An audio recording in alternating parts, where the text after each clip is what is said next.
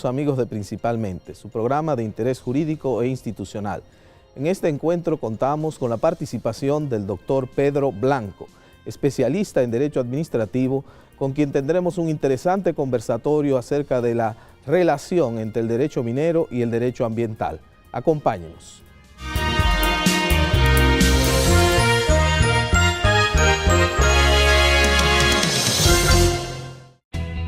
Desde el 1989, Seaboard se convierte en la primera generadora privada de energía de República Dominicana. En el 2012, reemplaza sus unidades de generación por la unidad Estrella del Mar 2, que opera con gas natural como combustible, armonizando con el medio ambiente y poniéndose a la vanguardia en la producción de energía limpia. Seaboard, comprometidos con la satisfacción de sus clientes, el desarrollo nacional y el medio ambiente.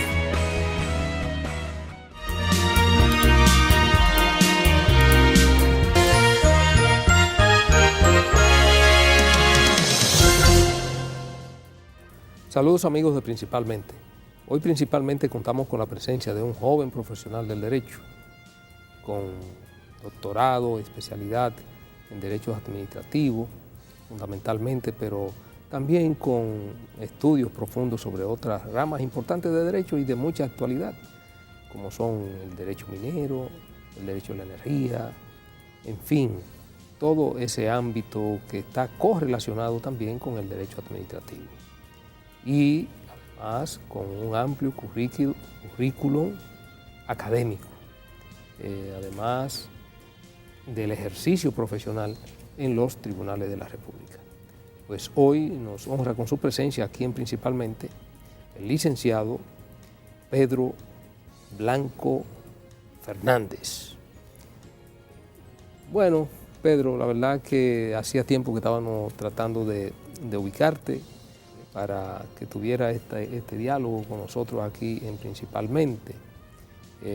Sabemos que tu ejercicio profesional, además del derecho administrativo, está correlacionado con otros derechos que de una u otra manera se vinculan al derecho administrativo, que es tu especialidad fundamental, incluso además de la materia que tú impartes como docente, como catedrático universitario.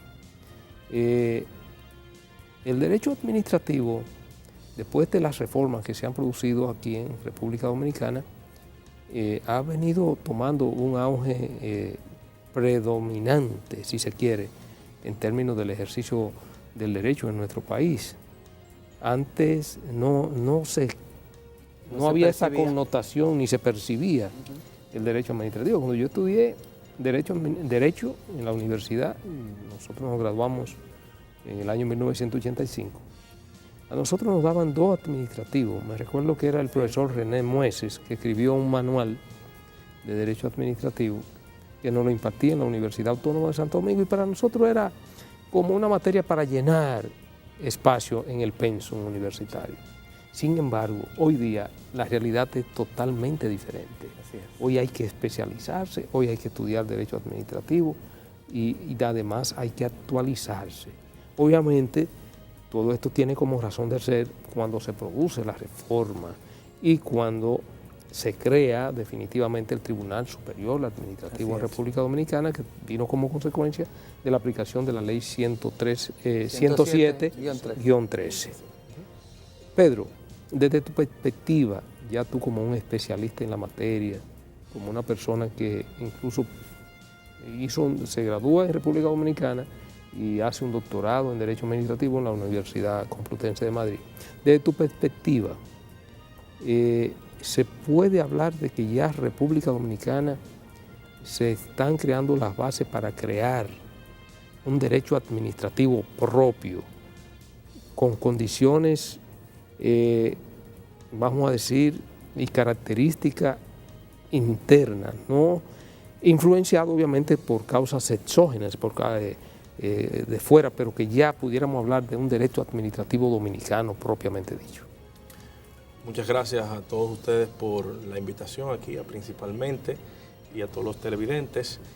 Definitivamente es un proceso. El derecho administrativo a nivel mundial siempre fue el nacimiento de de un conflicto interno que tenía el ciudadano, el administrado, con la administración.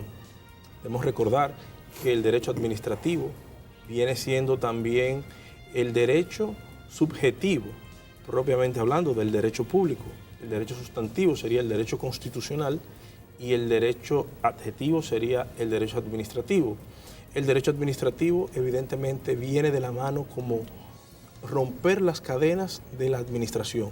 La administración en su quehacer evidentemente pone trabas que quizás en un principio es para poder hacer efectiva esa dinámica que tiene el Estado, y el derecho administrativo viene a proteger a ese ciudadano que necesita una respuesta por parte del Estado. Claro que sí, que se está creando un derecho administrativo dominicano y se viene creando desde hace muchos años. Pudiésemos decir de que Manuel de Jesús Troncoso, como el padre del derecho administrativo dominicano, fue el primero que trajo esas ideas aquí en la Universidad Autónoma de Santo Domingo y lo fue desarrollando, y otros más como Amiama, el mismo profesor Olivo también ha sido un gran impulsor, y muchos otros administrativistas que hemos tenido en la República Dominicana. Podemos decir sí, efectivamente, que estamos creando un derecho administrativo, con sus matices evidentemente. Pedro, tú has mencionado al profesor Olivo Rodríguez Huertas. Mi percepción es que el profesor Olivo Rodríguez Huertas se pudiera, yo particularmente lo considero como el padre del nuevo derecho administrativo en República Dominicana, en el sentido de que el profesor Olivo Rodríguez Huertas ha sido un estudioso y vamos a decir, un mentor de que el derecho administrativo haya cogido el impulso que ha tenido en los últimos años. Debo decirle que efectivamente él fue mi mentor y me impulsó en la universidad y luego fuera de la universidad a proseguir los estudios de derecho administrativo. Definitivamente que sí, que pudiéramos catalogarlo como el nuevo padre del derecho administrativo. Así es, por lo menos mi percepción particular. Yo creo que eso es algo que reconocemos todo, el liderazgo que ha jugado Olivo Rodríguez Huertas en ese nuevo derecho administrativo. Y también ha tenido una participación importante en las nuevas leyes con que contamos.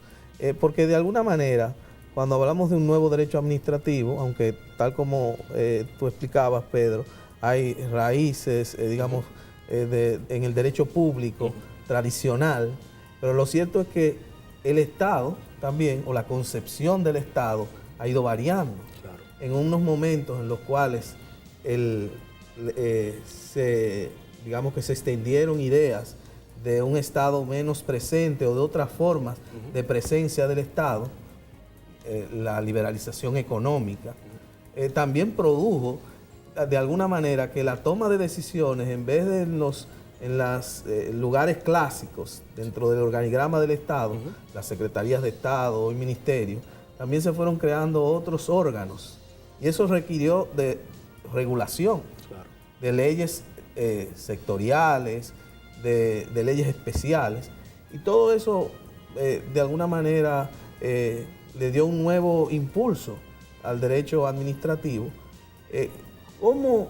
¿Cuál es ese? Si uno conecta, digamos, con ese fenómeno que se llamó la globalización, con lo que hoy pasa, que como que siento yo que también volvemos a un Estado que se está de nuevo fortaleciendo, luego de esa experiencia. Esa evolución, tú como especialista en derecho administrativo, ¿qué es lo que ha estado pasando en el mundo en ese aspecto?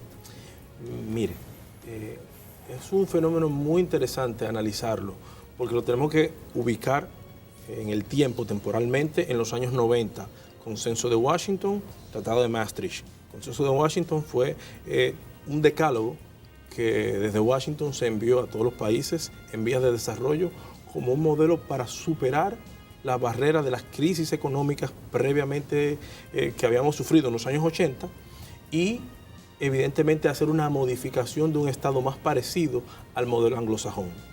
Que ahí es que nacen entonces las agencias independientes, las agencias regulatorias. Lo mismo pasa en Europa con el Tratado de Maastricht.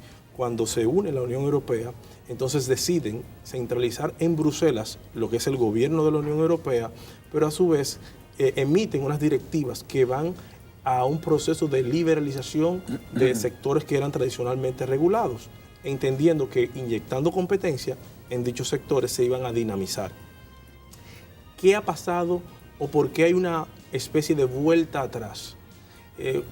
Como todo proceso, hay procesos que son teóricos y que son muy propios de cada uno de los países. O sea, la realidad que tú encuentras en Inglaterra o en Estados Unidos con una agencia independiente que realmente son independientes del Estado, y la cultura que tenemos nosotros del derecho continental, de esa centralización del Estado y hasta digámoslo de esa manera, en toda América Latina, porque venimos de ese derecho continental, somos hijos de ese derecho continental, para los juristas y para el propio Estado es chocante.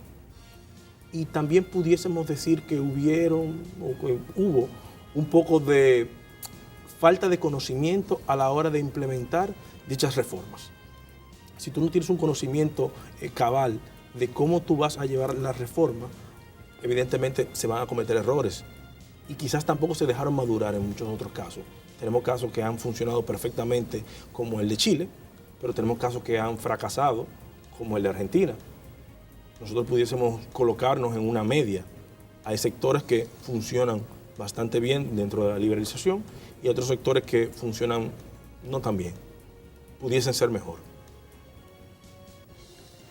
Lo que significa que esos acontecimientos a nivel internacional surtieron una determinante influencia en la evolución dominicana del derecho administrativo.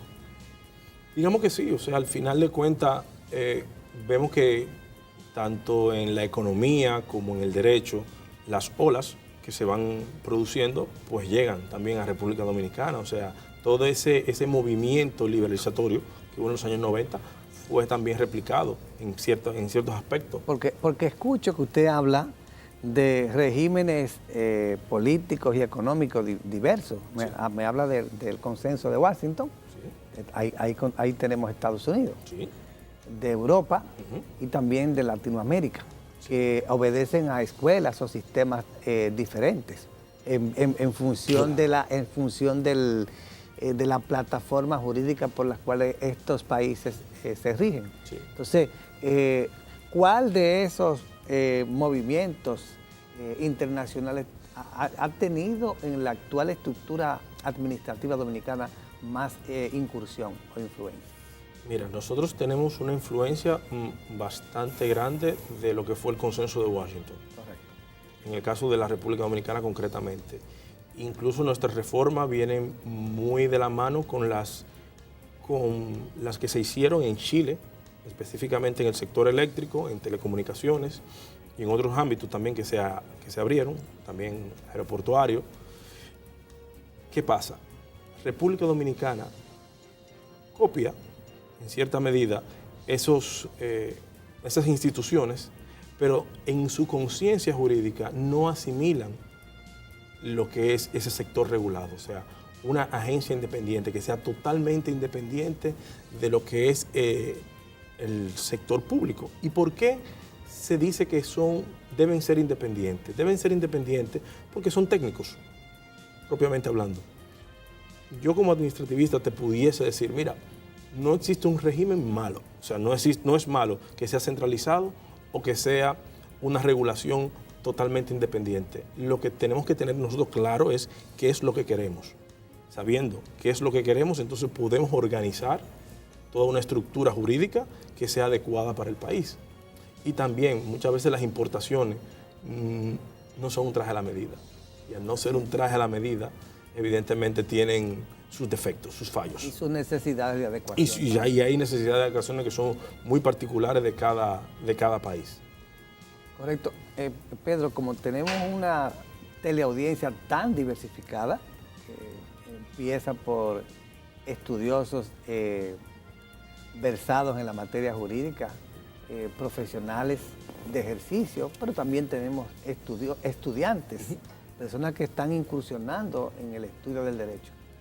Y yo sé que aquí el espacio que vamos a agotar tal vez no sea suficiente para que usted examine con profundidad la estructura administrativa con la que contamos actualmente, como decía el doctor Radamés, producto de las reformas operadas.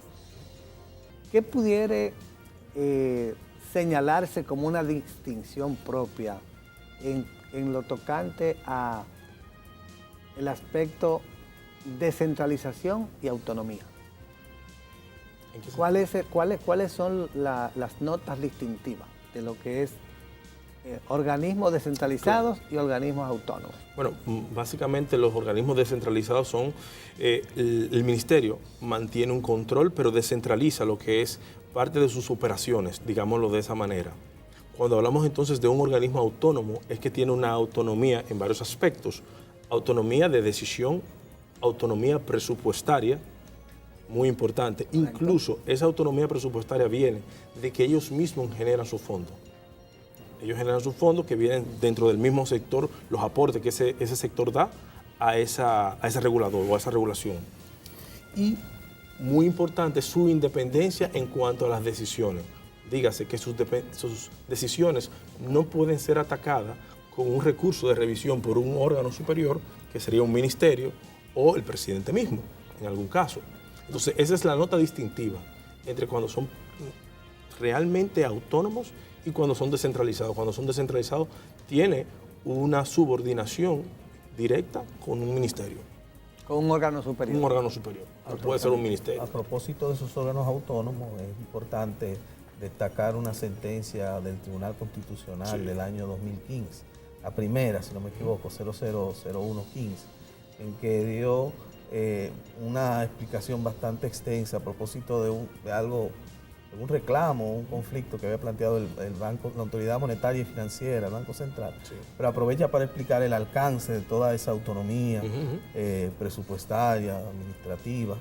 Y bueno, por lo que acaba de señalar el doctor Blanco, el tema de la descentralización entonces orgánicamente mantiene a esa dependencia dentro de un ministerio, mientras que estas otras están como incluso separadas, ¿no? Incluso en la actualidad hay una pugna porque el MAP está tratando de introducir o de llevar, tanto en cuanto al presupuesto y en cuanto a propias decisiones, ya también en algunos órganos que se han creado ministerios, llevar esas agencias independientes, esas superintendencias, que en muchos de los casos de la República Dominicana son denominadas superintendencias, volverla a llevar al órgano matriz, que sería el ministerio. Claro, porque hay leyes que tampoco es que han aceptado claramente esa distinción. No. Porque vuelven y mencionan a esos órganos que supuestamente son independientes. Descentralizados. Exacto. Luego de la reforma, yo creo que hubo una sentencia que fue dada en el gobierno de Hipólito Mejía, un conflicto que hubo con el Indotel, yo creo que fue la que rompió realmente con la independencia de los órganos descentralizados, propiamente hablando, de los órganos reguladores. Porque la ley que creaba el Indotel le daba la facultad al órgano de elegir su presidente por X cantidad de tiempo, creo que 4 años.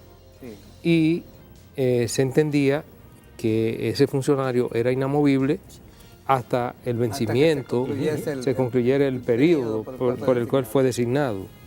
Sin embargo, creo que la decisión de la Suprema Corte de Justicia declaró esa parte de la ley inconstitucional. Y ahí fue que se rompió sí, lo que era el espíritu propio de esas agencias independientes, realmente. Y reafirmó, es decir, el poder, la calidad del presidente de la República para designar a esos funcionarios que son parte de la administración. En el ejercicio de aquel artículo 55. En el ejercicio del artículo 55 de la Constitución de la República. Y eso todavía sigue siendo así, porque, por ejemplo, en el caso específico del Indotel, quien designa al presidente del Indotel es el presidente de la República y además designa a los demás miembros del Consejo Directivo, obviamente de ternas, que les envían, por un lado, las empresas de las audiovisuales de la televisión, por otro lado las telefónicas y otro, son creo que 3 o 4 miembros. Vinculados al ramo de la telecomunicación. Era el ramo de las telecomunicaciones. Pero bien, yéndonos ya a otro ámbito, Pedro, ciertamente ya con el desarrollo que ha venido experimentando el derecho administrativo en República Dominicana y sobre todo con el proceso de institucionalización que ha experimentado el país en estos últimos años, el proceso de reforma y modernización del Estado, el Estado dominicano se ha expandido, ha crecido en y se ha modernizado. Eso es algo innegable. Por consiguiente, en República Dominicana, que estamos en una sociedad de libre mercado, también muchos servicios públicos han sido concesionados. Antes el Estado monopolizaba el asunto de los servicios públicos. Incluso la telefonía, antes de que entrara Codetel en República Dominicana, era un servicio estatal. Sí. Estrictamente. Luego es que se concesiona, entra Codetel. Pero bien, también el asunto de otro servicio público importante como la electricidad. El eléctrico. El eléctrico. Sí. Ya, bueno, hay una parte privatizada que tiene que ver con la generación. También el Estado interviene en el aspecto de la generación y también luego volvió a intervenir en lo que tiene que ver con la distribución y el cobro de la energía. Una especie de retroceso en ese ámbito, si se quiere, porque ya después de que se había concesionado hubo problemas y el Estado retomó el control nueva vez de lo que tiene que ver con la distribución y el cobro de la energía. Bien, pero hay muchísimos aspectos en que se concesionan servicios del Estado. Ahí viene, a veces surgen problemas, y ahí viene lo que se llama el poder ilimitado de la administración o el superpoder de la administración. Y a veces se rompe con ese principio, si se quiere, universal del pacta non servanda, el respeto a lo pactado. ¿Cómo eso, desde tu perspectiva, Pedro, se ha venido consolidando? Todavía pudiéramos decir que estamos frente a debilidades, a retos, a desafíos para poder consolidar esa parte del derecho administrativo en República Dominicana. Mira, evidentemente hemos avanzado muchísimo en cuanto al derecho administrativo, sobre todo en los temas de institucionalidad del Estado, modernización del Estado. Incluso en el día de hoy salió una resolución del Ministerio de Hacienda muy importante para todos los administrativistas y para la persona en general, el ciudadano. Y es que toda sentencia en contra del Estado dominicano que adquiere la autoridad de la cosa irrevocablemente juzgada podrá, mediante un procedimiento que establece dicha resolución, poder insertarse en lo que se llama el presupuesto público del año siguiente. Ese modelo lo tiene Perú desde hace más de 10 años, para poner un ejemplo. Y es fundamental porque a veces el gran déficit que tiene el derecho administrativo es que tú obtienes una ganancia de causa. Tú tienes dos opciones: o tienes una retardación en justicia, o sea, tu proceso dura demasiado tiempo en la justicia, una denegación de justicia, o teniendo ya una ganancia de causa, tú no puedes cobrar esa suma que te adeuda la administración. Y al final entonces existe también denegación de justicia. Evidentemente, en ese artículo, en esa resolución, se resolverán, esperamos que se resuelvan muchos de esos problemas, que ya va dando un paso más de la administración. En vez de tener colgada esa sentencia por ahí, le gana el Estado. Se podría cobrar en algún momento. Claro, ya tiene una expectativa. Que mira, que el Estado tiene muchísimas formas, o sea, no necesariamente te pueden pagar hasta con bono de la propia diferentes hacienda. Modalidades. Diferentes modalidades de pago, que se puede entender que la administración en un momento determinado no tenga para pagarte, porque la administración tiene unos recursos que son limitados, claro, y conocemos las limitaciones propias del Estado. Ya en la segunda parte de la pregunta que usted me hacía, respecto al pacta sunt servanda y al pacto entre las empresas privadas y el Estado, es algo que debemos seguir trabajando. O sea, para poder tener un clima de crecimiento constante, como lo hemos exhibido en los últimos años, necesariamente tenemos que cumplir con los pactos. Eso también te lleva a un índice de riesgo país. O sea, un país donde no se respetan los pactos, evidentemente es un país donde el riesgo de invertir es mayor.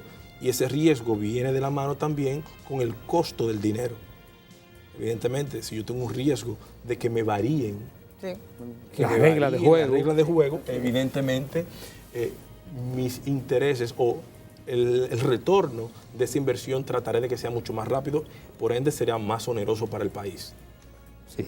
Bien, vamos a aprovechar para hacer una primera pausa y en el próximo segmento vamos a seguir tratando este y otros temas de interés.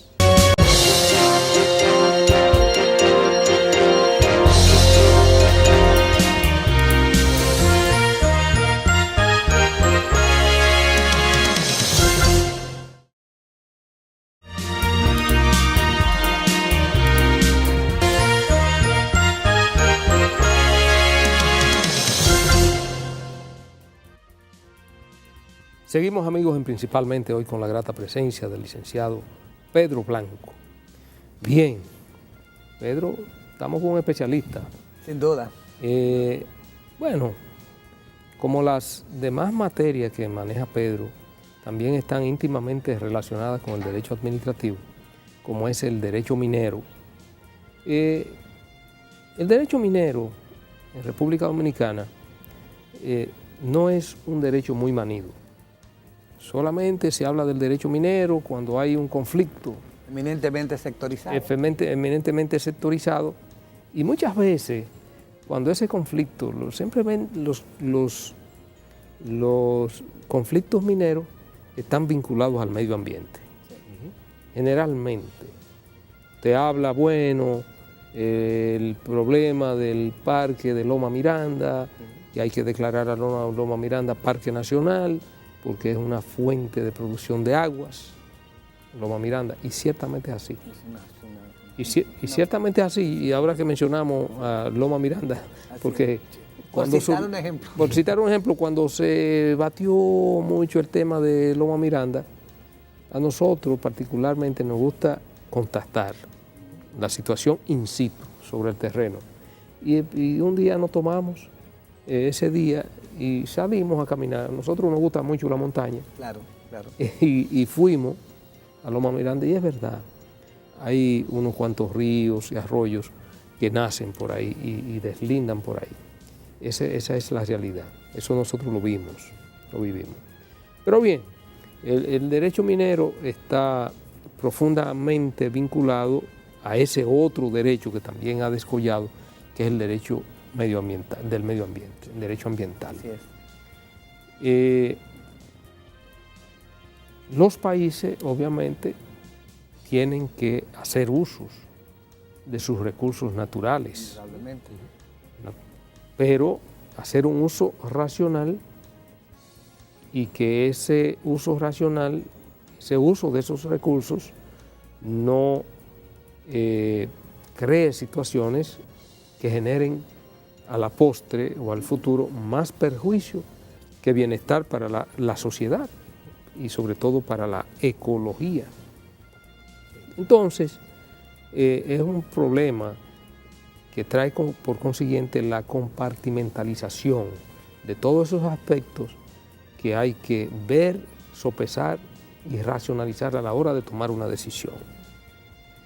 En República Dominicana, el derecho minero, Pedro, se pudiera considerar que ya en nuestro país, que tenemos una ley de minería, el derecho minero ha alcanzado algún nivel de desarrollo, en el sentido de que pudiéramos decir que ya está en ciernes en nuestro país un derecho minero propiamente dicho. No pudiéramos hablar de eso en este momento, porque tenemos que tomar en cuenta que la ley minera es una ley muy antigua, del 1976. Es una ley que necesita adaptarse a los nuevos tiempos y a las nuevas necesidades. Evidentemente, en toda explotación minera existe un componente de contaminación que es innegable. Ahora bien, lo que se debe hacer es ir de la mano con el derecho ambiental y con los especialistas en medio ambiente para mitigar lo que son los daños propios de la minería. Evidentemente, cuando hay una minería, hay deforestación, puede haber algún daño en las cuencas acuíferas. Evidentemente, todo eso se debe minimizar y tiene que haber forma de retornarlo a su estado anterior. Y hay técnicas y posibilidades de hacerlo. Y hay proyectos mineros exitosos que han hecho su explotación y luego han rehabilitado esa zona. Incluso pudiésemos decir que actualmente el mismo proyecto que está de la Barrick tiene una rehabilitación de muchas de las zonas que ya han sido explotadas. Y otros proyectos mineros que son de no metálicos también llevan su protocolo de reforestación y readecuación ambiental.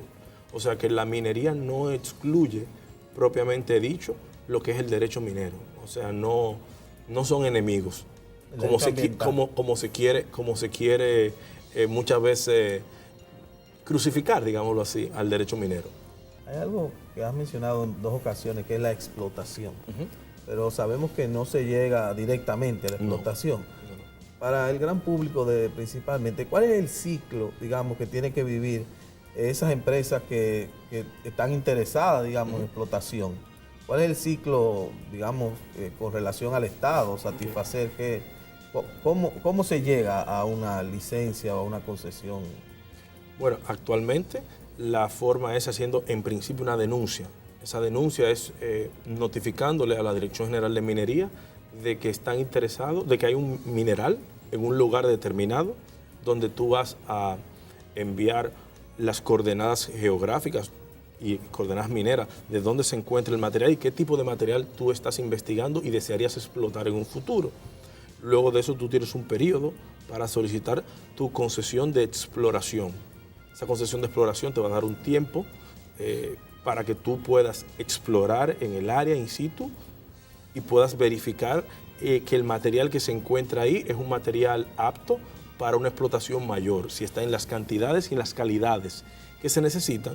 Y ya luego viene la solicitud de explotación, que ya viene también aparejado con la concesión definitiva que te otorga el Estado Dominicano para que tú puedas realizar dicha explotación.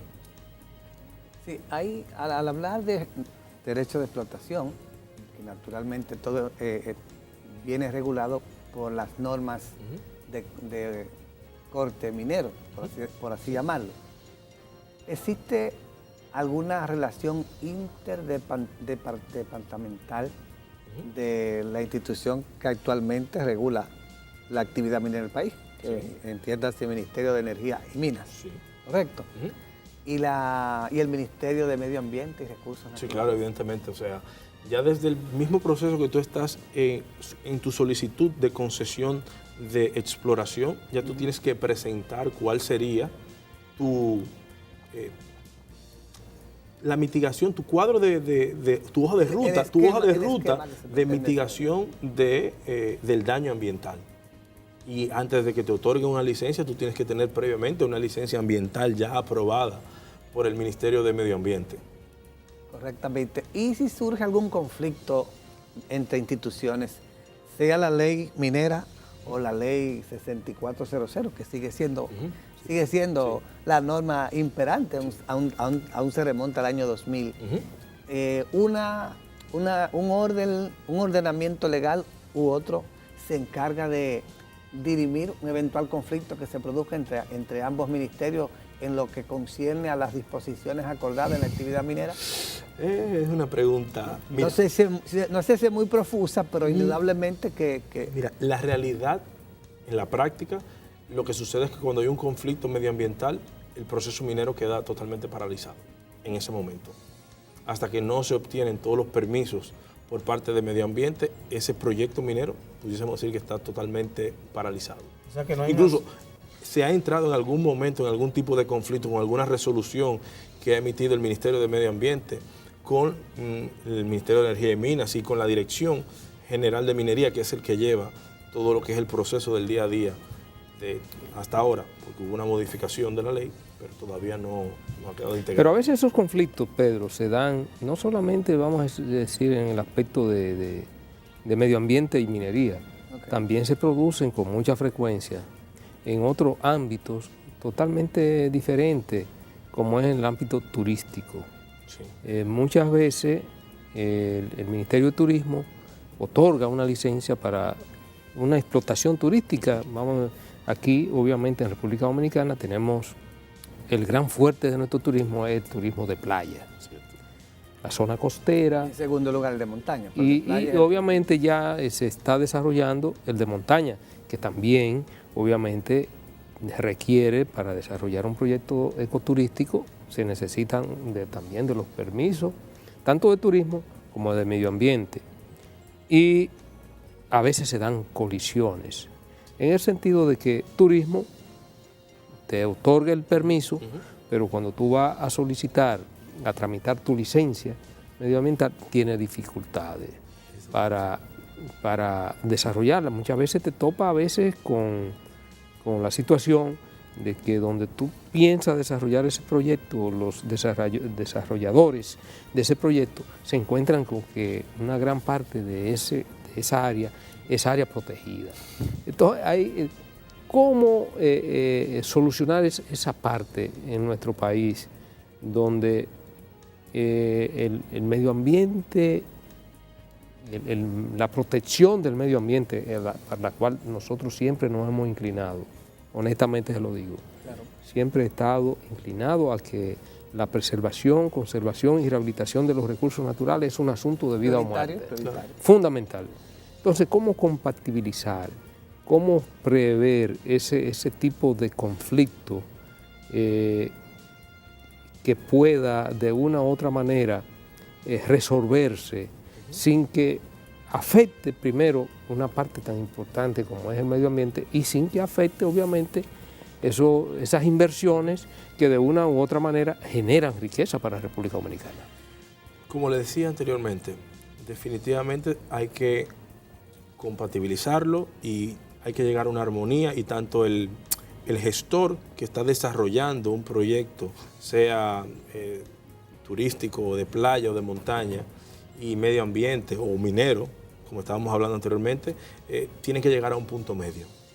Tienen que llegar a un punto medio y tienen que tratar, quizás la ley en República Dominicana, que en principio no sean mal, pero son, y es la realidad, son muy estrictos en medio ambiente. O sea, tú le puedes presentar a veces un programa de manejo medioambiental y quizás ellos no estén de acuerdo. Al final de cuentas, uno tendrá que socializarlo tanto con el ministerio, socializarlo con los entes sociales de la zona y mostrarle cuáles son las ventajas y desventajas y cuál es tu programa para mitigar esos daños que se puedan ocasionar.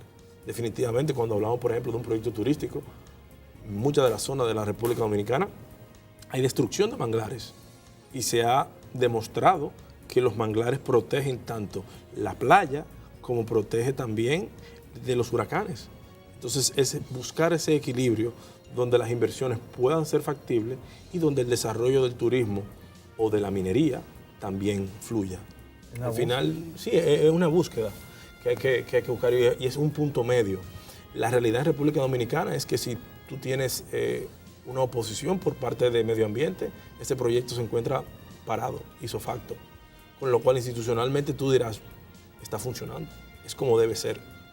Ahora lo que hay que buscar es ese punto medio donde realmente se hagan viables y que estén evidentemente de la mano. En la búsqueda de ese punto medio, de ese equilibrio, se han digamos, experimentado en un ministerio o en otro, pienso alguna ventanilla ambiental, hay unos criterios técnicos compartidos, porque yo pienso que el tema técnico aquí juega un papel es fundamental. Sí, porque no se trata de decisionismo, no debería ser de que en este momento a alguien en medio ambiente le parece que eso no sea correcto, o no debería ser tampoco que en turismo le parezca lo propio. Si el lenguaje común necesariamente lo tienen que dar los protocolos, los criterios técnicos, etcétera, etcétera. El tema es, a la hora, por ejemplo, que se presenta en minería un proyecto, hay todo un aspecto que tú señalabas de mitigación del riesgo, manejo del riesgo ambiental, etcétera, etcétera. Se supone que hay unos criterios generalmente, universalmente aceptados, que deberían dar un mínimo de certidumbre acerca de que ese proceso que se ha corrido frente a esta institución, cuando se ha llevado a otra, también se siguen esos criterios. Quizá el tema técnico aquí parece que va a ser la... Mira, el tema que tú tratas fundamentalmente, hay un profesor brasileño que se llama Andrés Allí, que lo trata, que es la discrecionalidad administrativa. Esa discrecionalidad que tiene la administración de esa letra que está plasmada en la ley, interpretarla de una forma u otra. Entonces, evidentemente, la doctrina administrativa, ya en eso tendremos que encargarnos nosotros, de elaborar doctrina administrativa, la jurisprudencia administrativa, irá guiando de cómo se debe analizar los casos particulares dentro de la administración y dentro del derecho administrativo, evidentemente. Es una tarea que nos toca a nosotros desarrollar, porque no hay otra manera de tú poder... No es fácil. No es fácil, no es una tarea sencilla. Sí. De lo tratado, hay dos inquietudes importantes que yo tengo, Pedro. Señalabas que cuando Medio Ambiente notifica o señala una oposición a la explotación de un proyecto minero determinado, este proyecto ipso facto queda paralizado. Eso fue lo que escuché. Entonces, la ley minera o la ley de medio ambiente consagra algún mecanismo de cómo disipar o solucionar esa oposición. No, hay oscuridad ahí. Tenemos un silencio inicial entonces. Tenemos un silencio administrativo. Perfectamente. Yo pienso, Francisco, y perdón que te interrumpa, yo pienso que realmente ya la normativa, tanto la misma ley 6400 medio ambiente como la ley minera, creo que merecen ya un estudio bien ponderado, profundo, para reactualizarla a lo que son las realidades cambiantes. Sí. La República Dominicana de hoy no es la República Dominicana del año 2000, cuando se aprobó la ley de medio ambiente, que déjame decirte ha jugado un rol sumamente importante.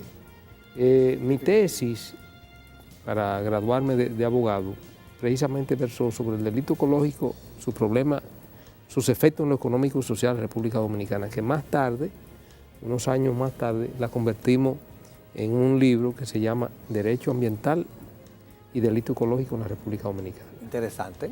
Entonces, siempre hemos estado inclinados por esa área, cuando todavía aquí no se hablaba del derecho ambiental. Será por mi condición de campesino, de que nací y crecí en el campo. La identificación normal. La identificación normal que vi, y he sido testigo de excepción, como el riachuelo donde yo nací se iba consumiendo poco a poco y al día de hoy prácticamente ha desaparecido. Porque debemos, es una advertencia fuerte, claro, desde que se coloniza la isla española, la llegada a Colón, existían cientos de ríos y arroyos en la República Dominicana. Fuentes acuíferas. Una de las, yo diría que nosotros tenemos el privilegio de ser una de las islas con mayor potencial acuífero en toda el área del Caribe. La isla española es un pequeño continente en miniatura. Grandes ríos, muchos arroyos, lagos, montaña, playa, o sea, todo lo que tiene la diversidad y también la diversidad biológica que tiene cualquier continente, lo contiene la española. Obviamente, estamos en un proceso de deterioro creciente y en un estudio que se realizó ya hace alrededor de unos 30 años o más de 30 años, ya de los ríos y arroyos existentes en República Dominicana, más de 400 habían desaparecido y de los existentes para esa época, su caudal había disminuido en más de un 70%. De manera, es preocupante la situación del agua en República Dominicana, muy preocupante. Por consiguiente, el tema ambiental es un tema clave incluso para la supervivencia de nosotros como país, porque además tenemos otro problema grave, que es nuestro vecino, que está totalmente deforestado. La capa boscosa de la parte occidental, ¿no?, de la isla es de menos de un 3%. O sea, es prácticamente un desierto. Y los ríos ni se diga. O sea, pero ¿qué sucede? Eso no, de una u otra manera, impacta en República Dominicana. Ustedes ven cómo muchos hermanos haitianos entran por la parte sur y entran a quemar leña y carbón. Eso se ha visto. Claro. O sea, la verdad es que el tema ambiental que tiene otros elementos y otras variaciones que no están necesariamente vinculadas a los aspectos que hemos tocado, como por ejemplo la contaminación ambiental, el impacto ambiental exacto, inmediato. El impacto ambiental inmediato, eso no tiene que ver con minería, pues tiene que ver con los desechos y los desechos sólidos no biodegradables, como el asunto de los carburantes, de lo que producen contaminación, la contaminación sónica, en fin. Pero la verdad es que, como decíamos, tanto la ley minera como la ley de medio ambiente requieren con urgencia una reactualización en República Dominicana. Ciertamente que sí. Hay un elemento también, hablando precisamente de esas actualizaciones necesarias, porque el doctor Radamés habla de una tesis sobre medio ambiente cuando esas normativas eran concepciones más teóricas que prácticas, porque indudablemente no se percibían y al mismo tiempo las regulaciones no se materializaban con el rigor que demandaban, porque hablamos de que se trataba de normas, pero de normas urgentes para la época, ahora lo son mucho más.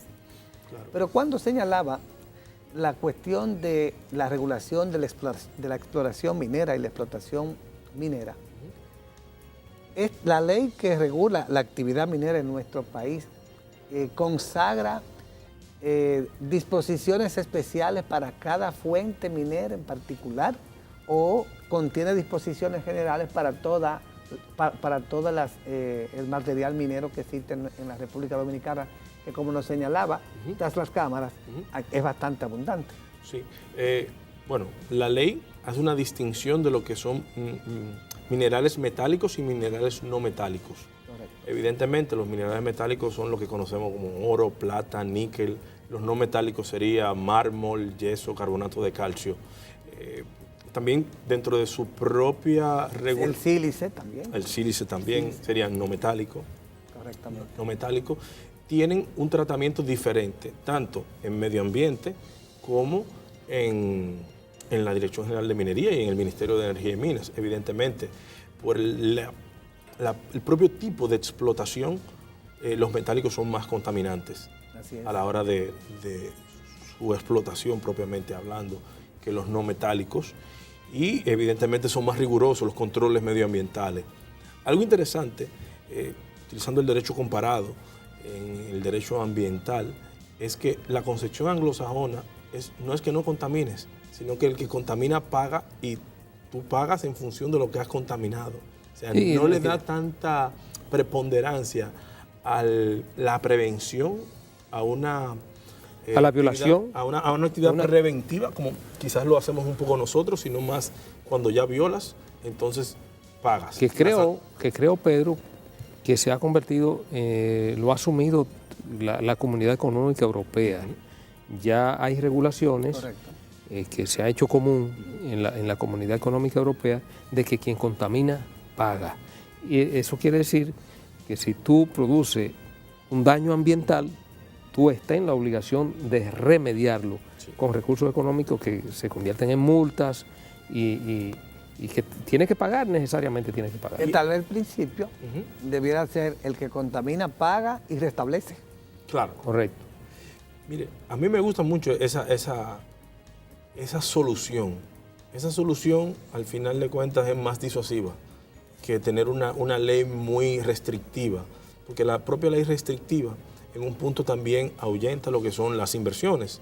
En cambio, la realidad es que tú tienes que cumplir con un protocolo. Si no cumples con ese protocolo, entonces te multo, hasta llegar a un punto que te cierro.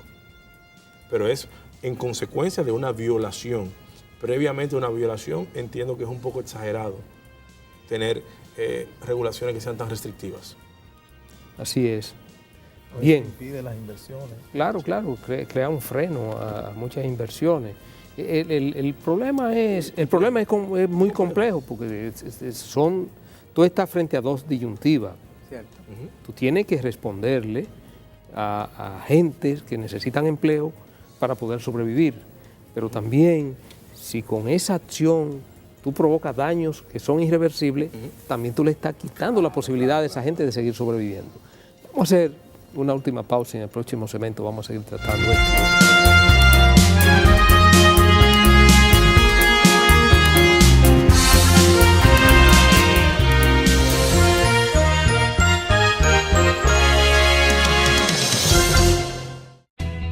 Desde el 1989, Seaboard se convierte en la primera generadora privada de energía de República Dominicana. En el 2012, reemplaza sus unidades de generación por la unidad Estrella del Mar 2, que opera con gas natural como combustible, armonizando con el medio ambiente y poniéndose a la vanguardia en la producción de energía limpia. Seaboard, comprometidos con la satisfacción de sus clientes, el desarrollo nacional y el medio ambiente.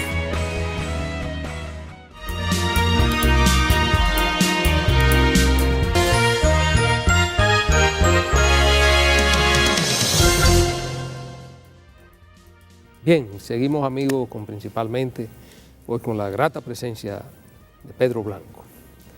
Pedro, bueno, aquí siempre decimos a los invitados que cuando son interesantes su participación, que quedan emplazados formalmente para un próximo programa. Y ya usted está emplazado porque la verdad que nos van a quedar muchos temas, muchísimos temas importantísimos por tratar. Nos hemos metido en un tema que a mí me apasiona, que es el tema medioambiental.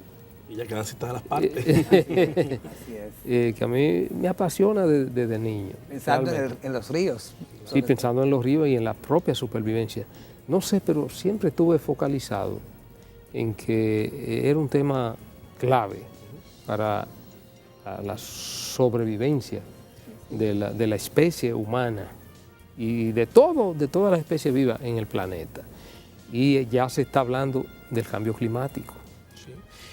Y mire, y sobre el respecto que usted hablaba, en regulación económica hay un área muy específica que es la regulación del agua, que aquí no se ha tomado de la manera, con la seriedad que debiese tomarse, sobre todo porque somos una isla sumamente o altamente poblada.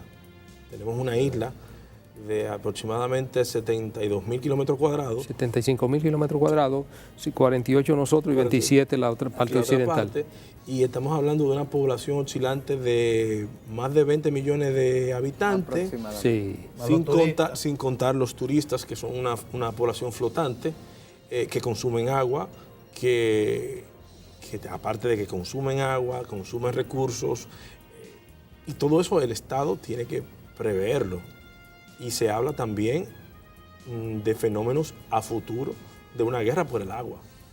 Se habla esa es la guerra del futuro. Que es la guerra del futuro. Y como comentaba Radamés, tenemos limitantes de nuestras fuentes acuíferas y se han ido desgastando. Hay otras que se han ido por medio de lo que son los embalses, se han ido recaudalando, se han puesto en otro sitio, pero tenemos que administrar eso, ese recurso. Y tenemos que tener una regulación también en ese sentido. Incluso te diría yo que el agua de aquí es muy barata. Es regalada. Sí, es barata. No es verdad que el costo del agua al ciudadano es el real. Es sumamente barata. Hemos tenido la oportunidad de salir fuera y hemos podido contactar la diferencia que hay del costo del agua en República con otros países. No con ello quiero decir que suban el agua tampoco. No necesariamente. No, jamás. No, y sobre todo, Pedro, la utilización racional del agua, que debemos, sobre todo, conservar nuestras fuentes acuíferas. Claro. Eso es de vida, eso es de vida o muerte en República Dominicana, la conservación de las fuentes acuíferas. Se están llevando sobre todo el presidente de la República, el licenciado Danilo Merino, ha venido desarrollando un plan de reforestación que se ha desarrollado en los gobiernos del Partido de la Liberación Dominicana. Yo recuerdo un plan que incluso nosotros participamos, que se llevó a cabo, que lo dirigió el vicepresidente de la República en esa época, el licenciado Jaime David Fernández Mirabal, el Quiqueya Verde, y que incluso salíamos a reforestarlo, que todo el mundo, todo voluntariamente. Claro. Y la verdad es que en estos gobiernos del Partido de la Liberación Dominicana se ha puesto especial atención al asunto de la reforestación, que veo de manera muy interesante que se está reforestando con frutos, con árboles frutales, como por ejemplo el aguacate, el mango, el café, o sea que es el cacao. Yo siempre he dicho que si fuera agricultor, por mi concepción medioambientalista, uno de los frutos, de los árboles que yo plantara sería el cacao, porque el cacao tiene una doble dimensión. La dimensión económica, pero también la dimensión ecológica, conserva el suelo y reforesta. Entonces, como decía Pedro, la guerra del futuro va a ser la guerra del agua. Y yo creo que hay que poner especial atención a lo que tiene que ver con la conservación y preservación y rehabilitación de los recursos naturales en República Dominicana. Pienso que debe mediar una educación ciudadana, claro, intensa, que lo induzca a reflexionar sobre su importancia, sobre la importancia de su uso y también de su preservación, y de la preservación de los recursos naturales que naturalmente la pueden retener o mantener. Y seguido de ello, entonces, esa misma actualización que se requiere de la Ley 6400, que se remonta al año 2000, como hemos dicho, también se requieren de diversas disposiciones que versan sobre el uso o el tratamiento del agua. Que están dispersas, que son completamente legislaciones administrativas que se encuentran dispersas. Totalmente dispersas. Y asumir seriamente, como decía Pedro, ese tema, porque tenemos, aún con mucho que se ha mermado, esa ventaja de la naturaleza, porque hay otras islas en el Caribe que no es que en el futuro, es que necesitan importar agua. Y nosotros tenemos esa ventaja todavía. Una prerrogativa. Entonces, ese recurso estratégico, tenemos que pensar, administrarlo bien desde ahora. Todos los recursos naturales tenemos que administrarlo de una manera racional. Pedro, y hablando, obviamente, un tema que apasiona como el medio ambiente, la ecología, hablando del derecho ambiental, como, bueno, los ambientalistas, los derechos ambientalistas, los jus ambientalistas, dicen que el derecho ambiental es un derecho con vida propia, con autonomía propia, pero ustedes los administrativistas dicen, no, el derecho ambiental es una rama del derecho administrativo. Muchos jus ambientalistas con los cuales hemos conversado, en el caso nuestro que nos apasiona el derecho ambiental, dicen no, el derecho ambiental tiene vida propia. Se relaciona con el derecho administrativo, pero el derecho ambiental ya tiene vida propia. ¿Qué piensa un administrativista al respecto? Mire, como administrativista siempre voy a tirar para mi parcela. La parcela mía es una rama y ciertamente tiene su vida propia, como también el derecho público económico, el derecho de las telecomunicaciones, el derecho de regulación energética, todos ellos por su tecnicismo, porque son muy técnicos, se van desarrollando, van haciendo vida y campo aparte, pero su madre en común siempre va a ser el derecho administrativo y siempre va a estar bajo esa sombrilla del derecho administrativo, porque al final quien tutela cada una de esas prerrogativas que tienen es la administración. Entonces al final sigue siendo derecho administrativo. Evidentemente. Ciertamente, Pedro, yo lo veo así. Yo lo veo así, puedo decir que soy un aficionado, no un especialista, sencillamente un aficionado, una persona que cree en que para la preservación de la misma especie, de la especie viviente, no solo de la humanidad, de la especie viviente sobre el planeta, el problema de la preservación, conservación y rehabilitación de los recursos naturales es fundamental. Entonces, pienso que el derecho entra a jugar un rol muy importante en lo que tiene que ver con la regulación de todo el manejo de los recursos naturales, y esa parte ya es el derecho ambiental, pero vinculado al derecho administrativo, obviamente, pero también a la parte ecológica. O sea, ahí es que toma un matiz, si se quiere, que le da una cierta distinción. La distinción que yo le veo al derecho ambiental es que es un derecho transversal, es un derecho que va tocando todos los otros derechos. Y por eso es su importancia, su mayor importancia es que es un derecho que va tocando y va de la mano de todos los desarrollos de otros derechos como telecomunicaciones, como energía, como agua, como turismo, todo va de la mano. Y tiene la particularidad, en base a esa característica, de que envuelve la jurisdicción administrativa por la jurisdicción de derecho común cuando estamos en presencia de delitos ambientales. No, y hasta el derecho penal. Así es. El derecho penal. Con los delitos ambientales. Y cuando se trata de remediación, también con el derecho civil. Así es. También. Sí. Y hasta el punto de que tiene organismos de persecución. Por eso su transversalidad, claro. Correctamente. Bueno, nos dice Braulio que lamentablemente, Pedro, hemos llegado al final. Son temas apasionantes, interesantes, además temas de mucha actualidad siempre. Estos temas, de alto interés también. Y de alto interés. Francisco tocó de manera tangencial algo que se refiere a la educación y que nosotros siempre lo planteábamos desde aquella época, que en República Dominicana nosotros creemos que es de alta prioridad, que desde que el niño comienza a leer y escribir debe dársele educación ambiental para crearle la conciencia del respeto a la naturaleza. Yo creo que eso es clave, eso es fundamental. Introducirlo desde la escuela básica hasta la universidad. Sí, hasta los estudios secundarios.